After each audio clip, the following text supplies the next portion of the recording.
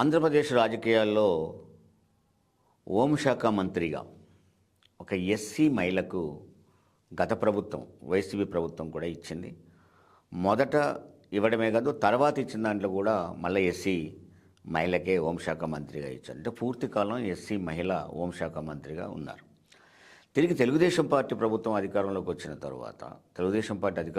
తర్వాత తిరిగి మళ్ళీ ఎస్సీ మహిళనే హోంమంత్రిగా పెట్టారు. అది అనిత గారిని.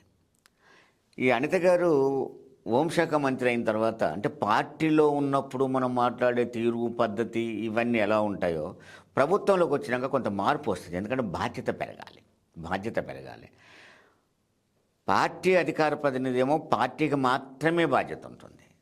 కానీ ప్రభుత్వంలోకి వచ్చిన తర్వాత ఒక మంత్రి అన్నప్పుడు ఆ పార్టీకే కాదు, ఎదురు పార్టీ జనానికి కూడా మంత్రి, రాష్ట్రం మొత్తానికి మంత్రి. హోంశాఖ మంత్రి అన్నప్పుడు ప్రధానంగా ఆ రాష్ట్రం ఆంధ్రప్రదేశ్ మొత్తానికి హోంశాఖ. అది వైసీపీ క్యాడర్కి కావచ్చు, మరో పార్టీ క్యాడర్కి కావచ్చు, తెలుగుదేశం క్యాడర్కి కావచ్చు, అందరికీ కూడా హోంశాఖ మంత్రి. వాళ్ళందరినీ కాపాడాల్సిన బాధ్యత కానీ, శాంతి భద్రతల్ని కాపాడాల్సిన బాధ్యత కానీ, మాట్లాడే తీరు కూడా మొత్తం ప్రజలకు భరోసా ఇచ్చేటట్టు ఉండాలి. కానీ కేవలము తెలుగుదేశం పార్టీ క్యాడర్కే భరోసా ఇచ్చేటట్టుగా ఉండకూడదు అనేది చూడాలి.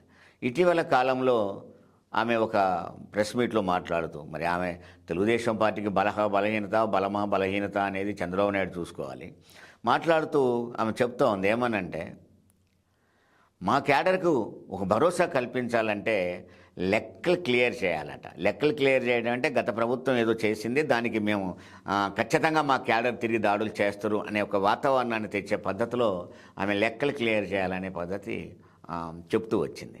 అంటే మరి లెక్కలు క్లియర్ నీ ప్రభుత్వమే శాశ్వతం, తిరిగి మరో ప్రభుత్వం వచ్చినప్పుడు వాళ్ళు లెక్కలు క్లియర్ చేస్తే ఇప్పుడున్న పరిస్థితి ఏంటి?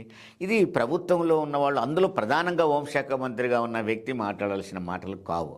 టోటల్ రాష్ట్రానికి మంత్రిగా ఉన్నావు నువ్వు, మొత్తం ప్రజలకు మంత్రిగా ఉన్నావు, శవ రాజకీయాలు చేస్తాను అని అన్నారు. శవం ఉన్నమాట వాస్తవం, చనిపోయిన అతను వైసీపీ అభిమానం అనేది వాస్తవము, ఏ విధంగా దాడి చేసిన వ్యక్తి తెలుగుదేశం పార్టీ అభిమానం అనేది వాస్తవమే. ఇవన్నీ వాస్తవాలే. అయితే హోంమంత్రిగా నువ్వేమనొచ్చు, ఎవరైనా ఏదైనా ఇలాంటివి మేము సహించము, ఖచ్చితంగా వాళ్ళందరి మీద చర్యలు తీసుకుంటాం అంటే నీకు హోంశాఖ మంత్రిగా ఒక హోందాతనం వస్తుంది. అలా కాకుండా లెక్కలు క్లియర్ చేయాలి, శవ రాజకీయాలు చేస్తూ ఉన్నారు, మేము క్లియర్ చేస్తాము, మా రెవెన్యూ తీర్చుకుంటాం అనే పద్ధతిలో మాట్లాడడం అనేది అది బాధ్యత అని పేరు.